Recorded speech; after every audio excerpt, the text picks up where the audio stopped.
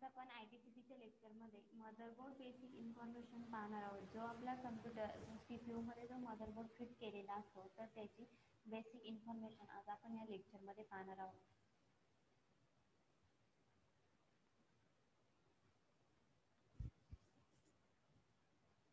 Okay, motherboard म्हणजेच काय? तर मदरबोर्ड हे संगणकाचे हृदय आहे. याला सिस्टीमचा मेन बोर्ड असेही म्हणतात. मदरबोर्ड काय? संगणकाचे हृदय आहे. याला सिस्टीमचा मेन बोर्ड असेही म्हणतात. त्याला मेन बोर्ड का म्हणतात? जर सीपीयू मध्ये नसेल तर आपला जो सीपीयू आहे तो तयार होणार आहे का, वर्किंग करणार आहे का? नाही. तर मेन जो सीपीयू आहे आपला, तर त्याच्यातला मेन पार्ट आहे मदरबोर्ड. त्यामुळे त्याला काय म्हटलं जातं? संगणकाचं हृदय असं म्हटलं जातं. याला सिस्टीमचा मेन बोर्ड असेही म्हणतात. मेन बोर्ड का म्हणतात? की जे सर्व आपले डिव्हाइस आहे, ज्या केबल्स वगैरे आहे, जे कनेक्शन आहे, जे पार्ट आहे, हार्ड डिस्क असेल, रायटर असेल, सो अँड सो, आपले जे डिव्हाइस असतात, जे हार्डवेअर पार्ट असतात, तर त्यांना एकत्र आणण्याचे काम हा बोर्ड करत असतो. त्यालाच मदरबोर्ड असे म्हटलं जातं. संगणकामधले सर्व डिव्हाइस एकत्र आणण्याचे काम मदरबोर्ड करतो. मदरबोर्डवरील कंपोनंट आपला संगणकाचा प्रकार, त्याची कार्यक्षमता, मर्यादा ठरवतो. आता संगणकामधले सर्व जे डिव्हाइस आहे तर ते एकत्र आणण्याचं काम कोण करतो? हा मदरबोर्ड करत असतो. मदरबोर्डवरील कंपोनंट आपला संगणकाचा प्रकार, त्याची कार्यक्षमता, मर्यादा ठरवतो. मदरबोर्डवर आपले वेगवेगळे कंपोनंट असतात, डिव्हाइसेस वगैरे असतात. त्याच्यानंतर मदरबोर्डवरती वेगवेगळे असे सॉकेट वगैरे असतात. तर त्याची कार्यक्षमता कोण ठरवतं? तर हा मदरबोर्ड ठरवत असतो.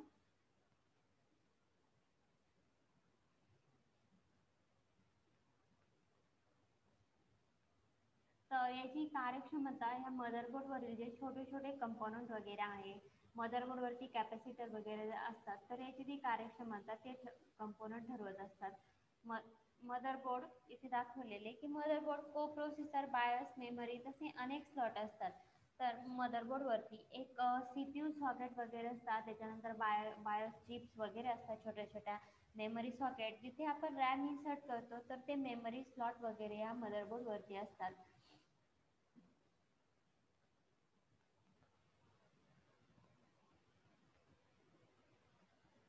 तर मदरबोर्डवरती आपला प्रोसेसर, आपला जो मेन ब्रेन आहे, आपण जो प्रोसेसर बसवतो, तर तो कुठं मदरबोर्डवरती सीपीयू सॉकेटमध्ये आपण जो काय करतो, बसवत असतो.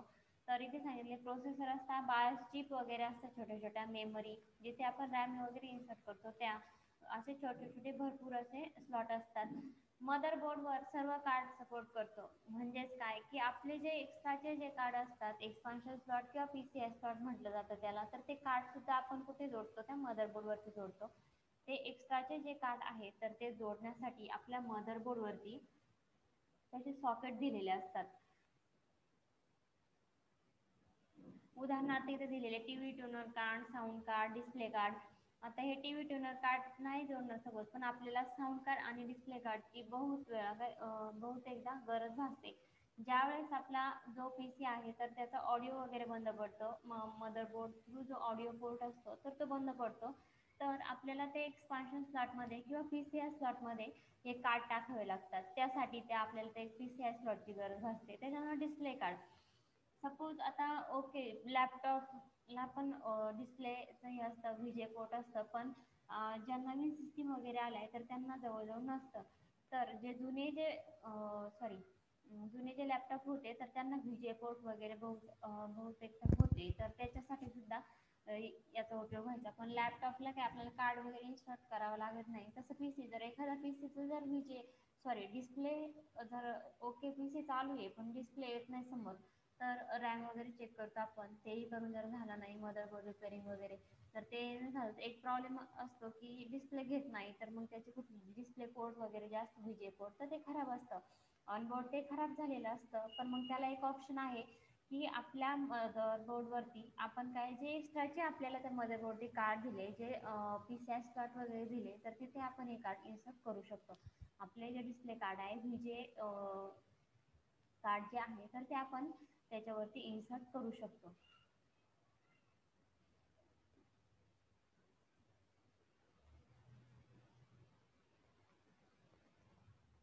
आता मदरबोर्ड घेताना आपण महत्त्वाचं त्याच्यामध्ये काय काय पाहिजे, कुठले फीचर वगैरे आहे तर ते कसे बघायचे. मदरबोर्ड विकत घेताना जास्तीत जास्त प्रकारच्या इंटरफेस आणि स्टँडर्ड कंट्रोल असलेला घेणं गरजेचे असते. काय मदरबोर्ड विकत घेताना जास्तीत जास्त प्रकारच्या इंटरफेस आणि स्टँडर्ड कंट्रोल असलेले घेणे चांगले असते. तर काय मदरबोर्ड घेताना काय पाहिजे, त्याच्यामध्ये काय काय आहे, नवीन फीचर काय आलेले, त्याच्यानंतर त्याचं बायस वगैरे व्हर्जन कुठलं आहे, तर ते आपण काय करायचं व्यवस्थित चेक करून घ्यायचं. कुठल्या जनरेशन मधलं आहे, त्याच्यामध्ये जनरेशन वगैरे असतात. First generation, second generation, third generation. First generation मधलं असतं तर त्याच्यात फीचर कमी असतात. त्याच्यानंतर सेकंडमध्ये जर असतं तर त्याच्यात अजून काहीतरी अपडेट होऊन आलेले असतात. थर्डमध्ये जर गेला तर मग त्याच्यात सेकंडपेक्षा अजून काहीतरी नवीन त्याच्यामध्ये आलेले असतात. तर मग ते कसे चेक करायचे किंवा मग कसं व्यवस्थित पाहून घ्यायचं ते एक गरजेचं असतं. मदरबोर्डमध्ये मेमरीची स्पेशल वेगळा सेट असतो, जो मेमरीपेक्षा वेगळा असतो व प्रोग्राम सुरू होण्यासाठी उपयोगी पडतो. या अतिरिक्त मेमरीला बायस असे म्हणतात. तर हे बायस म्हणजे काय, की त्या बायसमध्ये तुमचा जो मदरबोर्ड आहे, तुमची जी सिस्टीम आहे, तर त्याचे ऑल डिटेल असतात. फॉर एक्झाम्पल आता तुमची सिस्टीमची इन्फॉर्मेशन त्याच्यामध्ये असते बायसमध्ये. त्याच्यानंतर अजून बूटिंग डिव्हाइस वगैरे असतात. मग तुमचे हार्ड डिस्क येईल, रायटर येईल, तर हे डिव्हाइस वगैरे सगळे त्या बायसमध्ये आपल्याला दिसतात. त्या बायसमध्ये आपल्याला ते पाहायला भेटतं. अजून बायोसमध्ये काय असतं, भरपूर असतं. त्याच्यानंतर तुम्हाला पासवर्ड वगैरे जर सेट जर करायचं जर असेल किंवा मग एखाद्या सिस्टीमची information total suppose P C कोणत्या जनरेशनमधला आहे, त्याचा सिरियल नंबर काय, मॉडेल नंबर काय, तर ते आपल्याला कुठे पाहता येतं, बायोसमध्ये पाहता येतं. त्याच्यानंतर डेट अँड टाईमचा एक फॉर्म्युला असतो, तो तुम्हाला बायोसमध्ये भेटतो. बुटेबल डिव्हाइस असतील तर ते बायोसमध्ये दिसतात. त्याच्यानंतर कीबोर्ड वगैरे असेल, तुमचा माऊस वगैरे जर असेल तर ते इंटरफेसेस वगैरे जे आहेत टोटल त्याचं जे काही कंट्रोलर आहे तर ते तुम्हाला कुठे दिसतं, बायोसमध्ये दिसतं. त्यामुळे मदरबोर्ड हा खूप महत्त्वाचा पार्ट आहे. ज्यावेळेस सीपीयू असेंबल करता किंवा मग एक बनवता तुम्ही घरी, तर काय त्याला मदरबोर्ड खूप आवश्यक आहे. मदरबोर्ड जर नसला तर तुम्ही काय तुमचा जो पीसी आहे तो तयार करू शकत नाही. त्याच्यामुळं आपल्याला सर्वात महत्त्वाचं काय, मदरबोर्डलाच काय म्हटलं जातं, संगणकाचं हृदय. त्यालाच मेन बोर्ड असंही म्हटलं जातं. मेन बोर्ड का, की तो सर्व जे ऑल कंपोनंट आहे तर त्यांना एकत्र आणण्याचं काम कोण करतो, हा मदरबोर्ड करत असतो.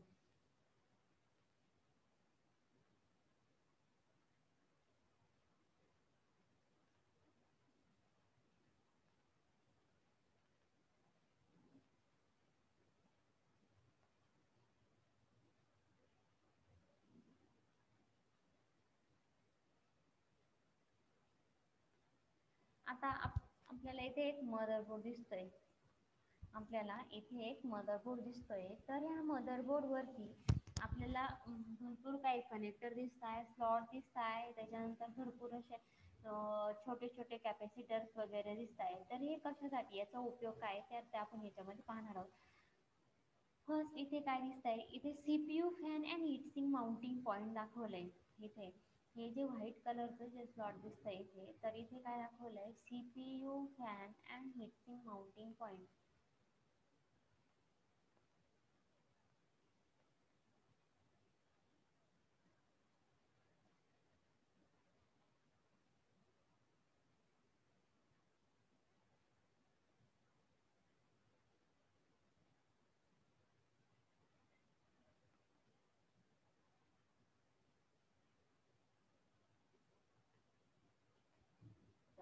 इथे व्हाईट मध्ये काय दिसतंय, CPU fan and heat sink mounting point. त्याच्यानंतर इथे एक सीपीयू सॉकेट वगैरे दिसते. बॅकचं काय, CPU fan heat sink mounting point आहे. त्याच्यानंतर इथे मध्ये काय दाखवलंय, हे पॉईंट वगैरे दाखवले. त्याच्यानंतर इथे काय दाखवलंय, एक सॉकेट दाखवले. तर आपण नेहमी प्रोसेसर कुठे बसवायचा, का सीपीयू सॉकेटमध्ये आपण प्रोसेसर बसवतो. सीपीयू सॉकेटमध्ये प्रोसेसर बसवला जातो. इथे आपण काय करणार आहे, प्रोसेसर बसवणार आहे. तो प्रोसेसर व्यवस्थित ब्लॉक वगैरे पाहून आपण बसवायचा आहे. त्याचे जे नॉचेस वगैरे आहेत तर ते काय करणार, आपण व्यवस्थित पाहणार आहे आणि बसवणार आहे. त्याच्यानंतर इथे काय दिलंय, CPU fan heat sink mounting point. जो तुमचा प्रोसेसर आहे त्याच्यावरती हीट होऊ नये म्हणून एक फॅन बसवतात, तर त्याला कुठला सीपीयू फॅन असं म्हटलं जातं. तो जो प्रोसेसर आहे तर त्याला कूल करण्याचं काम हा सीपीयू फॅन करत असतो. तर प्रोसेसरवरती आपण प्रोसेसर बसवणार. प्रोसेसरवरती काय लावतो की एक हीटसिंक लावतो आपण. हीटसिंक लावलं जातं त्याने, जेणेकरून जो CPU फॅन आपण प्रोसेसरवरती बसवणार आहे तो घासत नाही, जास्त हीट होत नाही. तर त्याच्यामुळे इथे कोणता पॉईंट दिला, CPU fan and mixing mounting point. तर इथं काय करणार आहे आपण, इथे प्रोसेसर बसवणार आहे आणि त्याच्यानंतर इथं जो पॉईंट आहे, तर इथं ते CPU प्रोसेसर ब्रॅकेट असणार आहे. प्रोसेसर ब्रॅकेटच्या वरती इथे आपण जो फॅन आहे तो इन्सर्ट करणार आहे आणि CPU सॉकेटमध्ये आपला जो प्रोसेसर आहे तर तो आपण बसवणार आहोत. त्याच्यानंतर इथे दिलेले एक ग्रीन कलरचं पोर्ट दाखवलंय आणि एक पर्पल कलरचं पोर्ट आहे. तर ह्या बोर्डला काय म्हटलं जातं, PS2 पोर्ट असं म्हटलं जातं. PS2 पोर्ट असं म्हटलं जातं. ह्या पोर्टचा उपयोग, जे ग्रीन जो पोर्ट दिलाय तर तो माऊससाठी दिलेला आहे. त्याच्यानंतर इथं जो पर्पल पोर्ट दिलाय तर तिथे आपण कीबोर्ड जोडू शकतो. आपले जे PS2 गोल पिनचे जे कीबोर्ड माऊस असतात तर त्याच्यासाठी ह्या पोर्टचा उपयोग केला जातो. ग्रीन पोर्ट हे माऊसला जोडता, पर्पल हे कीबोर्डसाठी जोडता. जर चुकून जर उलटे पालटे जर जोडले, चुकीचे जर बसवले जर गेले तर आपला कीबोर्ड आणि माऊस वर्किंग करत नाही. याचा मेन पॉईंट असा आहे की जर हे कीबोर्ड आणि माऊस जर आपण चालू सिस्टीममध्ये जर बसवले तर ते चालत नाही. एकदा सिस्टीम त्याला रिस्टार्ट करून घ्यावे लागते. चालूमध्ये जर बसवले तर ते वर्किंग करणं स्टॉप करतात किंवा चालत नाही. ते ज्यावेळेस आपली सिस्टीम बंद आहे त्यावेळेस बसून घ्यायचे. जर नाही जर बसवले, चालूमध्ये जर बसवले तर एकदा जी सिस्टीम आहे तर ती रिस्टार्ट करून घ्यावी लागते. ग्रीन हे माऊससाठी, पर्पल हे कीबोर्डसाठी. त्याच्यानंतर इथे एक पोर्ट दाखवलेलं आहे.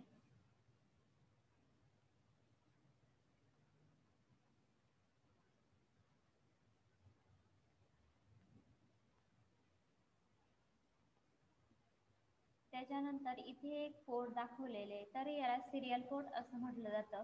तर या पोर्टचा उपयोग काय आहे की आपल्याला प्रोजेक्टरला वगैरे जर जोडायचं जर असला, आपला लॅपटॉप वगैरे किंवा PC जो आहे तो जर जोडायचा जर असला तर ह्या पोर्टचा उपयोग केला जातो. तसेच आपल्याला गेमिंग डिव्हाइसेस वगैरे आपल्याकडे भरपूर असतात तर ते जोडण्यासाठी या सिरियल पोर्टचा उपयोग केला जातो. त्यानंतर इथे एक पॅरलल पोर्ट आहे. तर ह्या पॅरलल पोर्टचा उपयोग LPT प्रिंटर वगैरे जे आहे, डॉट मॅट्रिक्स प्रिंटर वगैरे जे असतात आपले, तर ते अटॅच करण्यासाठी ह्या पॅरलल पोर्टचा उपयोग केला जातो. आता हे पोर्ट जास्त कोणी म्हणजे वापरत नाही, पण पहिल्या ज्या जुन्या सिस्टीम होत्या तर त्याच्यामध्ये ह्या पोर्टचा बहुतेकदा उपयोग केला जायचा. फॉर एक्झाम्पल डेअरी वगैरे असतं जर ते डॉट मॅट्रिक्स प्रिंटर वगैरे वापरतात तर त्यासाठी ही पोर्टचा उपयोग आपण केला जातो. LPT प्रिंटर, डॉट मॅट्रिक्स प्रिंटरसाठी ह्या बोर्डचा उपयोग केला जातो. याला पॅरलल पोर्ट असं म्हटलं जातं. त्यानंतर इथे USB पोर्ट आहे. हे जे USB पोर्ट आहे इथे आपण आपले USB कीबोर्ड, माऊस वगैरे जोडू शकतो. आपला PD वगैरे, पेनड्राईव्ह वगैरे जो आहे तर त्याच्यासाठी ह्या पोर्टचा उपयोग केला जातो. त्यानंतर इथे एक दिसतंय लॅन RJ45 लॅनचा एक पोर्ट दिसतंय. तर याचा उपयोग आपल्याला इंटरनेट कनेक्टिव्हिटी जोडण्यासाठी होऊ शकतो. जे आपण लॅन थ्रू कनेक्शन आणतो आपल्या लॅपटॉपला किंवा PCला, जर नेट जर चालू करायचं जर असेल तर ह्या पोर्टचा आपण उपयोग करतो. इथे पण हे USB दाखवले, USB कीबोर्ड, माऊस किंवा प्रिंटर जोडण्यासाठी, प्रिंटरची केबल वगैरे जोडण्यासाठी, USB केबल जोडण्यासाठी याचा आपण उपयोग करतो. त्यानंतर इथे ऑडिओ पोर्ट दाखवलेले आहेत. तर याच्या थ्रू काय करतो आपण, आपला जो PCला आवाज वगैरे आहे तर साऊंड वगैरे जोडायचं जर असेल तर साऊंडसाठी आपण याचा उपयोग करतो. हे जे पॅरेट कलरचं ग्रीनिश पोर्ट दिसतंय तर इथे आपण साऊंड वगैरे जोडतो. त्याच्यानंतर एक्स्ट्रा साऊंड वगैरे अजून जर आवाज लागत जर असेल तर आपण ह्या पिंक कलरमध्ये अजून एक साऊंड जोडू शकतो. त्याच्यानंतर इथे हे ब्ल्यू कलरचं जे आहे तर ते ऑडिओ इन आणि आउटसाठी तर हे पोर्ट दिलेलं आहे. हे ग्रीन जे आहे तर हे काय तुमचा जो आवाज आहे सिस्टीमचा तर तो काय तुमचा जो टोटल सिस्टीमचा आवाज आहे तर तो स्पीकर थ्रू तो आउटपुट देणार आहे. स्पीकर वगैरे जोडणार आहे. एक्स्ट्रा स्पीकर जर लागत असेल, अजून आवाज जर आपल्याला मोठा लागत असेल तर आपण ह्या पोर्टमध्ये आपलं जे स्पीकर आहे तर त्याचं एक पॉईंट इथे जोडणार आहे. त्याच्यानंतर इथे एक सिमॉस बॅटरी दाखवलेली आहे, सिमॉस बॅकअप बॅटरी. तर हिचा उपयोग काय, तात्पुरत्या स्वरूपामध्ये जी काय इन्फॉर्मेशन आहे तर ती सेव्ह करून ठेवते. प्लस त्याचा डेट अँड टाईमसाठी, डेट अँड टाईम सेट करण्यासाठी त्याचा उपयोग केला जातो. डेट अँड टाईम, तुमची जी सिस्टीमची डेट अँड टाईम आहे तर ती सेट करून ठेवण्यासाठी या सिमॉस बॅटरीचा उपयोग केला जातो. त्याच्यानंतर इथे हे PCI स्लॉट दाखवलेले. तर या PCI स्लॉटचा उपयोग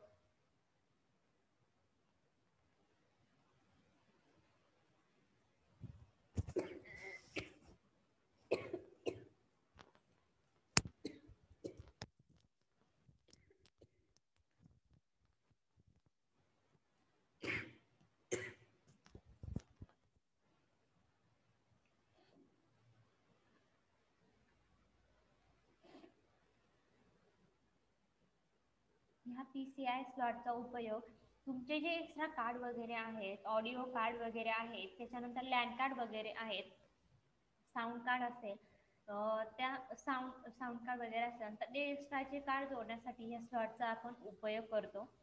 याला PCI स्लॉट किंवा एक्सपान्शन स्लॉट असं म्हटलं जातं. त्याच्यानंतर इथे एक साऊथ ब्रिज दिसतंय, इथे हे राऊंडेड ब्लॅक मध्ये साऊथ ब्रिज दिसतंय. तर याचा उपयोग काय, जर सिस्टीमला जर कुठले ट्रबल वगैरे आला, प्रॉब्लेम वगैरे जर आला तर त्याचे सिग्नल प्रोव्हाइड कोण करतं, हा साऊथ ब्रिज करत असतो. ज्या वेळेस आपला PC आहे तर तो काय डिस्प्ले घेत नाहीये किंवा मग त्याला काहीतरी प्रॉब्लेम आहे तर मग ते बीपिंग वगैरे जे साऊंड वगैरे आहे तर ते हे साऊथ ब्रिज प्रोव्हाइड करण्याचं काम करतो. सिस्टीमला ट्रबल जर आलं, एखाद्या जे साऊंड त्याचे जे सिग्नल आहे तर ते प्रोव्हाइड करण्याचं काम हा साऊथ ब्रिज करत असतो. त्याच्यानंतर इथे AGP स्लॉट दिसतंय आपल्याला. तर ह्या AGP स्लॉटचा उपयोग ग्राफिक्स कार्ड जोडण्यासाठी होतो किंवा मग आपण इथं ग्राफिक्स कार्ड आपण इन्सर्ट करू शकतो. त्याला AGP स्लॉट, इथे AGP स्लॉट ब्लॅक कलर मध्ये एक स्लॉट दिसतंय इथे. तर याचा उपयोग कशासाठी होतो, जे ग्राफिक्स कार्ड आहे आपलं तर ते इन्सर्ट करण्यासाठी AGP स्लॉटचा उपयोग होतो. त्याच्यानंतर नॉर्थ ब्रिज विथ हिटसिंग. तर इथं हे मेटलमध्ये एक बॉक्स दिसतोय, तर याला काय म्हटलं जातं, नॉर्थ ब्रिज असं म्हटलं जातं. या नॉर्थ ब्रिजचा उपयोग काय आहे की ज्या वेळेस आपण सिस्टीम स्टार्ट करतोय, सिस्टीम स्टार्ट झाल्यानंतर कधी कधी चुकून ती खूप व्हायब्रेट होते किंवा मग हीट वगैरे होण्यास सुरुवात होते, तर ते कूल करण्याचं काम हे नॉर्थ ब्रिज करत असतो. कूल करण्याचं काम नॉर्थ ब्रिज करत असतो. ज्या वेळेस आपली सिस्टीम खूप हीट होते किंवा खूप हीट होऊन गरम होते किंवा मग चालू केल्यानंतर एकदम अचानक ती व्हायब्रेट होण्यास सुरुवात होते, तर ते कूल करण्याचं काम हा नॉर्थ ब्रिज करत असतो. त्याच्यानंतर इथे IDE कनेक्टर आहे, इथे हे IDE कनेक्टर वगैरे आहे. तर ह्या कनेक्टरचा उपयोग IDE हार्ड डिस्क वगैरे असतात, आपला IDE रायटर वगैरे असतात, तर ते कनेक्ट करण्यासाठी किंवा ते जोडण्यासाठी त्या IDE कनेक्टरचा उपयोग आपल्याला होतो. त्यानंतर इथे DRAM मेमरी स्लॉट X2 असं दाखवलेले. इथे हे जे ब्ल्यू कलर मध्ये दोन आपल्याला रॅमचे स्लॉट दाखवलेले, दोन रॅमचे स्लॉट दाखवले. तर इथे आपली जी रॅम आहे, रॅन्डम ॲक्सेस मेमरी, तर ती आपण इन्सर्ट करणार आहोत. ही रॅम जोडण्यासाठी, रॅम बसवण्यासाठी इथे हे दोन स्लॉट दिलेले, त्यालाच काय म्हणलं, रॅम स्लॉट असं म्हणतात. रॅमचा उपयोग काय, सिस्टीमला डिस्प्ले वगैरे आणण्यासाठी आणि स्पीड त्या रॅमवरती अवलंबून असतो. आपला जो सिस्टीमचा स्पीड आहे तर तो ह्या रॅमवरती अवलंबून असतो. प्लस त्याच्यामध्ये डिस्प्ले आणण्याचं काम हे स्लॉट करत असतात. त्यानंतर 20 पिन ATX पॉवर कनेक्टर, इथे दिलेले 20 पिन ATX पॉवर कनेक्टर व्हाईटमध्ये. हे कनेक्टर 20 किंवा 24 पिन चे असतात, म्हणजे ATX जे कनेक्टर आहे ते 20 किंवा 24 पिन कनेक्टरचे असतात. याचा उपयोग टोटल सिस्टीमला SMPS थ्रू पॉवर प्रोव्हाइड करण्याचं काम हे कनेक्टर करत असतात. इथे आपण SMPS चे 20 किंवा 24 पिन कनेक्टर आहे तर ते पॉवर सप्लायसाठी बसवतो. इथून टोटल सिस्टीमला पॉवर प्रोव्हाइड होत असतो. आपली जी टोटल सिस्टीम जी आहे तर ती काय पॉवर ह्या कनेक्टर थ्रू त्या सिस्टीमला पॉवर प्रोव्हाइड होतो. त्यानंतर हे सांगितले CPU fan heat sink mounting point आहे. हे सॉकेट जे आहे तर ते काय CPU fan and heat sink mounting point हे मधलं जे आहे तर त्याला सीपीयू सॉकेट असं म्हटलं जातं. ह्या सॉकेटमध्ये आपण आपला जो ब्रेन आहे, जो कम्प्युटरचा ब्रेन आहे, प्रोसेसर, तर तो बसवला जातो. अशा प्रकारे आपण ही मदरबोर्डची थोडक्यात इन्फॉर्मेशन बघितलेली आहे. थोडक्यात मी पुन्हा सांगते. हे PS2 स्लॉट असं म्हटलं जातं याला. ग्रीन माऊससाठी हे ग्रीन जे आहे तर इथे माऊस जोडला जातो. हे पर्पल जे आहे तर इथं कीबोर्ड जोडला जातो. चुकून उलटे पालटे जर जोडले तर ते काय वर्क करत नाही. हे सिरियल कोड सांगितलं. याचं काय प्रोजेक्टर वगैरे आपल्याला जोडायचं असेल तर याचा उपयोग होतो. त्याच्यानंतर USB आहे इथे. तर ह्या USB चा PD वगैरे असतील, USB कार्ड वगैरे जे असतील, सॉरी USB कार्ड मी म्हणते ना, USB जे काय आपले डिव्हाइसेस वगैरे आहेत, पेनड्राईव्ह वगैरे, कीबोर्ड, माऊस, तर ते जोडण्यासाठी ह्या USB पोर्टचा उपयोग केला जातो. त्याच्यानंतर इथे हे लॅन कार्ड दिसतंय आपल्याला. इथे हे लॅन कार्ड दिसतंय. तर इथे ह्या लॅन कार्डचा उपयोग काय आहे की आपल्याला पीसी कम्प्युटरला नेट जोडण्यासाठी याचा उपयोग होतो. त्यानंतर इथे हा ऑडिओ पोर्ट वगैरे बघितले. इथे ऑडिओ पॅरेट कलरमध्ये जे आहे तर इथे आपण साऊंड वगैरे अटॅच करू शकतो. त्यानंतर इथे हे सिमॉस दाखवले तात्पुरत्या स्वरूपामध्ये जी काही इन्फॉर्मेशन आहे तर ती सेव्ह करून ठेवते. प्लस ते डेट अँड टाइम, आपली जी सीपीयूची डेट अँड टाइम आहे तर ती कोण करते, ही बॅटरी सेट करते किंवा मग सेव्ह करून ठेवते. ह्या बॅटरीचा डेट अँड टाइम सेव्ह करण्यासाठी ह्या बॅटरीचा उपयोग होतो. PCI स्लॉट दिलेले हे जे टोटल जे आहे हे टोटल तर हे PCI स्लॉट म्हणतात किंवा या स्लॉटला एक्सपान्शन स्लॉट असं म्हटलं जातं. याचा उपयोग आपल्या सिस्टीमला जर काही जर प्रॉब्लेम आला, साऊंड बिघडला असेल, लॅन कार्ड बिघडला असेल, एक्स्ट्रा जे कार्ड आहे आपल्याला इन्सर्ट जर करायचे जर असेल तर ह्या कार्डचा उपयोग आपण करू शकतो. PCI स्लॉट किंवा एक्सपान्शन स्लॉट म्हटलं जातं. त्याच्यानंतर इथे ब्लॅकमध्ये साऊथ ब्रिज आहे. तर याचा उपयोग ज्या वेळेस सिस्टीमला काही ट्रबल येतं तर त्याचे सिग्नल प्रोव्हाइड करण्याचं काम हा साऊथ ब्रिज करत असतो. त्याच्यानंतर AGP स्लॉट आहे. तर हा AGP स्लॉट काय, आपलं जे ग्राफिक्स कार्ड आहे तर ते ह्या AGP स्लॉटमध्ये आपण इन्सर्ट करू शकतो. ग्राफिक्स कार्डसाठी AGP स्लॉटचा उपयोग होतो. त्यानंतर नॉट ब्रिज आहे. ज्या वेळेस सिस्टीम व्हायब्रेट होते, चालू केल्यानंतर, स्टार्ट केल्यानंतर ज्या वेळेस अचानक व्हायब्रेट होते, हीट होण्यास सुरुवात होते तर ते कूल करण्याचं काम हा नॉट ब्रिज करत असतो. त्यानंतर IDE कनेक्टर आहे. ह्या IDE कनेक्टरचा उपयोग IDE हार्ड डिस्क किंवा IDE रायटर जोडण्यासाठी ह्या IDE कनेक्टरचा आपण उपयोग करतो. त्यानंतर DRAM मेमरी आहे. तर ही DRAM मेमरीचा उपयोग आपली जी रॅम वगैरे आहे तर ती बसवण्यासाठी ह्या DRAM मेमरीचा उपयोग केला जातो. रॅमचा उपयोग डिस्प्ले आणण्यासाठी, प्लस जो स्पीड आहे, जो PCचा वगैरे स्पीड आहे तर तो हाय करण्यासाठी ह्या रॅमचा उपयोग होतो. त्या रॅमवरती आपल्या जे सिस्टीम आहे तर तिचा स्पीड अवलंबून असतो. त्याच्यानंतर 20 पिन ATX पॉवर कनेक्टर दिसतं इथे व्हाईटमध्ये. तर याचा उपयोग आपला जो आपला जो PC आहे तर त्याला टोटल पॉवर प्रोव्हाइड करण्याचं काम हा हे जे 24 पिन कनेक्टर आहे तर हे करत असतं. टोटल पॉवर SMPS थ्रू आपल्या सिस्टीमला जातो. त्याच्यानंतर CPU fan and heat sink mounting point. तर CPU सॉकेटमध्ये आपण मदरबोर्ड बसवतो. त्याच्यानंतर ते सॉकेट आहे CPU फॅन आणि माउंटिंग. प्रोसेसर बसवल्यानंतर हीटसिंग लावून आपण जो प्रोसेसर आहे त्याच्यावरती हा जो CPU फॅन आहे तो बसवतो.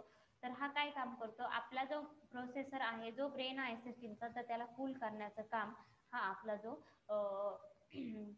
फॅन आहे, CPU फॅन आहे तर तो करत असतो.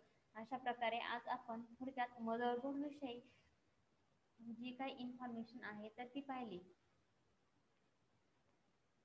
मदरबोर्डला काय म्हटलं जातं, संगणकाचं हृदय असं म्हटलं जातं. याला सिस्टीमचा मेन बोर्ड असेही म्हणतात. तर मदरबोर्ड काय काम करतो, जो काही सर्व आपले पार्ट असतील, हार्ड डिस्क, रायटर, त्याच्यानंतर जे काही मदरबोर्डवरील टोटल पार्ट असतील त्याला एकत्र आणण्याचं काम हा जो मदरबोर्ड आहे तर तो करत असतो. त्याच्यामध्ये मेन बोर्ड कार्ड वगैरे सपोर्ट असतात त्याला. म्हणजे जर नवीन मदरबोर्ड जर घेतला तर तो कसा घ्यायचा, मग त्याला कुठले कुठले फीचर वगैरे आहे, बाजारात जर चुकून गेलो मदरबोर्ड जर घ्यायला तर मग तो कुठले फीचर असलेले घ्यायचा, मग त्याला कुठले कनेक्टर वगैरे पाहिजे, तर मग ते व्यवस्थित आपण पाहून काय व्यवस्थित घेतलं पाहिजे. त्याच्यामुळे नवीन अपडेट वगैरे काय आलेले आहे, कुठला जर घेतला तर बेटर असेल, तर ते आपल्याला व्यवस्थित पाहून चेक करून घ्यायचं. अशा प्रकारे आपण आजच्या लेक्चरमध्ये या मदरबोर्डची थोडक्यात इन्फॉर्मेशन बघितली. सर्वात मेन पार्ट आपला मदरबोर्ड आहे. सिस्टीममध्ये मदरबोर्ड जर नसेल तर आपण कुठलेही जे म्हणजे असेंबल जर करायचं जर असेल तर आपण मदरबोर्ड जर नसला तर आपण सीपीयू असेंबल करू शकत नाही, आपल्याला काहीच करता येणार नाही. सिस्टीम ही इनकम्प्लीट असेल. हार्ड डिस्क असेल, रॅम असेल, टोटल मटेरियल असेल, पण मदरबोर्ड जर नसेल तर आपण काही करू शकत नाही, कारण जे पार्ट वगैरे जर आहे त्याला टोटल एकत्र आणण्याचं काम आपला जो मेन बोर्ड आहे तर तो करत असतो. त्यामुळे सर्वात इम्पॉर्टंट हार्डवेअरमधला पार्ट म्हणजे मदरबोर्ड. मदरबोर्डला मेन बोर्ड म्हणतात, त्याच्यामुळे टोटल तो पार्ट काय करतो, एकत्र आणण्याचं काम करतो. त्याच्यामुळे त्याला काय म्हटलं जातं, मेन बोर्ड असंही म्हटलं जातं. त्यामुळे सर्वात इम्पॉर्टंट पार्ट म्हणजे मदरबोर्ड. आजच्या लेक्चरमध्ये आपण अशा प्रकारे मदरबोर्डची थोडक्यात इन्फॉर्मेशन पाहिली. थँक्यू.